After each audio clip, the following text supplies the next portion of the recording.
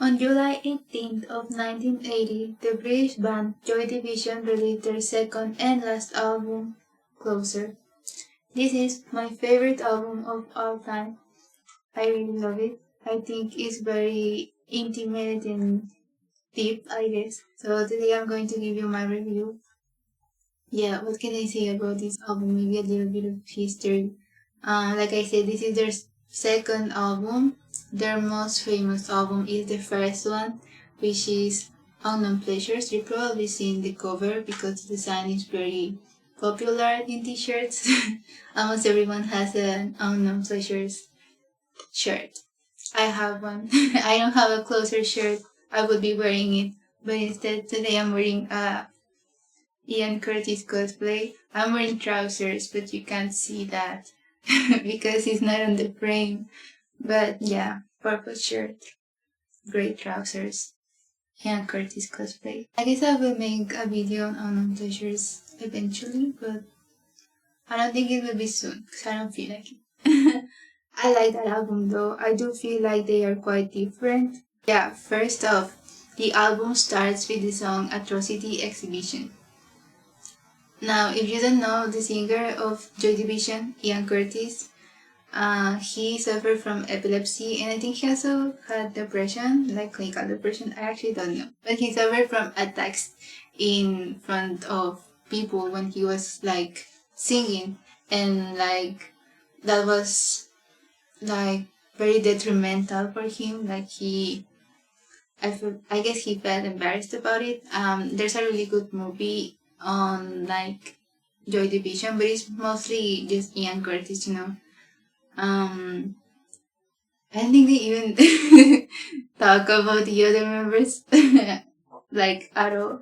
It's like a Ian Curtis biopic and it's called Control. It's on movie right now. I think it's really good. I really like it. And it deals with those topics very well. I mean, it's just like very superficial, but I think you should watch the movie. But anyway, this song is about Ian's epilepsy, and maybe not just his epilepsy, it's just like him being in front of people performing, you know. This whole movie, this whole song kind of reflects on this feeling of like feeling what, you know, and like that people might be making fun of you and they just like consuming you as a commodity when you are on the stage singing. And I think that's very interesting. It's a very good song.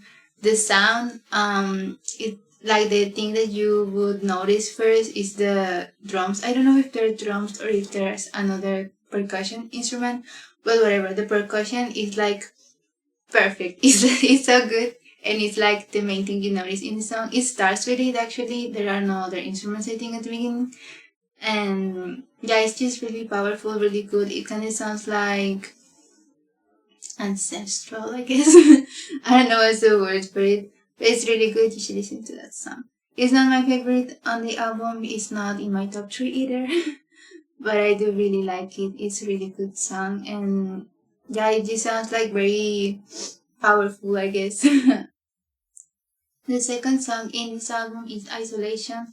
I really like this song. I'm gonna say that for every song because I really like them all. But this song in particular, I think it's a really sad song, like most of the songs in this album. But this one is funny because it's very danceable. You know, it's like very fun to listen, and you can move to it and all that. But the lyrics are so sad. Like it is not the saddest Joy Division song, I guess, but it is quite gut-wrenching, I guess. I My favorite lyric in this song is "Mother, I tried. Please believe me. I'm doing the best that I can." I just think that sounds pretty sad. And I just think it's funny because the song sounds so happy, you know. I think that's like the most noticeable thing in it, that it, like to listen to it and you're like, oh yes, it's a fun song, and then you check the lyrics and you're like, oh. Next song on this album is one of my favorites of all of Joy Division actually.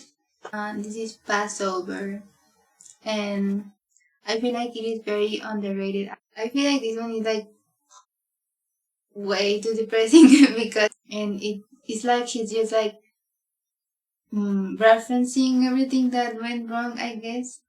And I also really like how like the sound of it because it has like this repetitive sequence, I guess. I don't know what to call it because it's not like repetitive, but it also kind of sounds like it was repeating. Like there's this section with like the verse, the first verse, and then this goes like this other the section with the guitar, and then again the verse, and it sounds like the first verse, but then the section with the guitar is like very similar to the first one, but it slightly changes, and that just happens again and again, like first and then a slightly different version of what played before, and then again verse and then a slightly different version, and that has a name in music.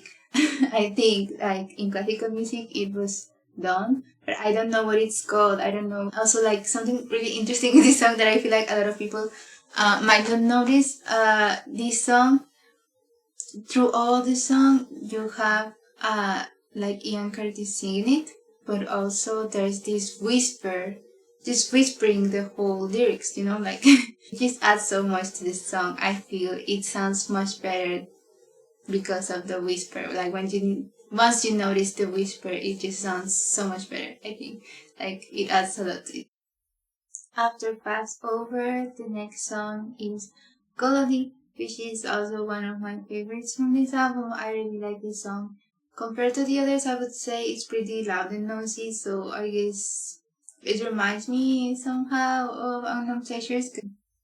The lyrics, I think, are about Ian Curtis' affair. he was like cheating on his wife, and that's like very famous. Like everyone knows that about him, I think. And I think this is like a very personal song in that sense. It talks about like a broken family. Also, like another topic that it deals with is like alienation, and like the whole album talks about alienation. Yeah, like alienation and infidelity seem to be like the main topics in this song. And I think it's pretty good. Like it sounds really good. It's a good song, I think. The next song is A Means to an End. Now I'm gonna say this like right now. This is probably my least favorite song from the album. That is not to say that I don't like it. I love it. I think it's a great song. The lyrics, I feel like the song, like the first verse, I feel like it references his wife, maybe. Um, and maybe like the other verses reference the band. I don't actually know. Maybe not really. But to me, it is that way. Like he's talking to his closest people and saying like, "I mean, no, please help me." Maybe I don't actually know. That is my opinion. The next song is my favorite one. It's my favorite song by Out of Joy Division, actually. I love this song. It's Heart and Soul. I feel like the lyrics aren't actually that interesting, I feel. These are also about his affair, I think. There is one line though that I really, really like, which is the existence. Well, what does it matter? I exist on the best terms I can. It's actually on my Instagram profile. It's my bio. Um, because I just really like it. Actually, the movie Control starts with that same line, I think. It's just a really good line, okay? But yeah, I feel like the best part of the song is not the lyrics, I think is the music. My favorite part about it is like there's a synthesizer, I think. I'm pretty sure it is a synthesizer. But yeah, I really like it. It's very, I don't know, it just sounds so haunting. That's the word. It's a very haunting song, I think, especially because of that. And it's pretty cool. And I remember one time I told a friend like, "Oh yeah, I really like that song because of that part," and he was like, "What are you talking about? There's no synthesizer in that song." And I was like, "No, listen to it." And we were in his car, and I was like, "Listen to it," and he was like, "I can hear it, I can hear it," and Then like days after that, he told me like, oh no, I was listening to it on my own and I can notice it. Yeah, it's pretty unnoticeable. Like you have to pay attention to the song to actually hear it. But once you hear it, it's really good, I feel. But yeah, my favorite song of All of Your Division, I adore this song. It's so good just because of that. The next song is 24 Hours. This is also about his affair, I think, because he's talking about like a love that has gone, I guess. It has a really, really good line that says, just for one moment I had somebody call, look beyond the day in hand, there's nothing there at all. I like that line so much because considering that he killed himself, whenever I listen to that line and like there's no way nobody thought about what was going to happen.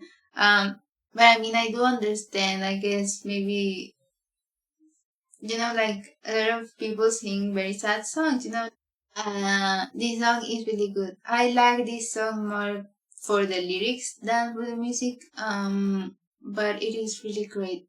It has my favorite lyrics in All of Your Division, but it is not one of my favorite songs as a whole. So yeah, weird, I guess. The next song is like a religious experience. It's devastating. This song is crushy. Maybe not his, their saddest song. It's The Eternal. You hear the title and already you're like, ooh, that sounds so sad and creepy maybe. It's a very sad song. It sounds like it should be played at a funeral. Now, I think this song sounds a lot like an end, and I do think this should be the last song on the album. I feel like it was a weird decision to add another song. Or well, just in that specific order. The next song is called Decades, and I really like it. The sound is good and it sounds pretty gloomy. I think it's about maybe like soldiers. I like this song. It's not one of my favorites, but it does have a nice sound. I really like how Ian Curtis' voice sounds in it. Like I said, I feel like this song should have played before. Because The Eternal would be such a good way to finish the album. Let me know what you think. My final ranking. Okay, so I quickly wrote down a list like with my ranking.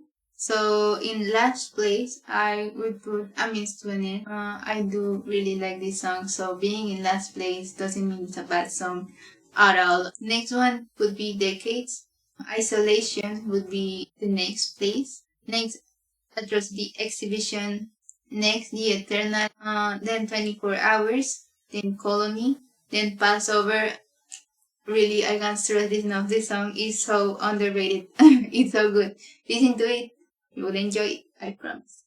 And on first place, Hot and Soul. So, yeah, listen to this album.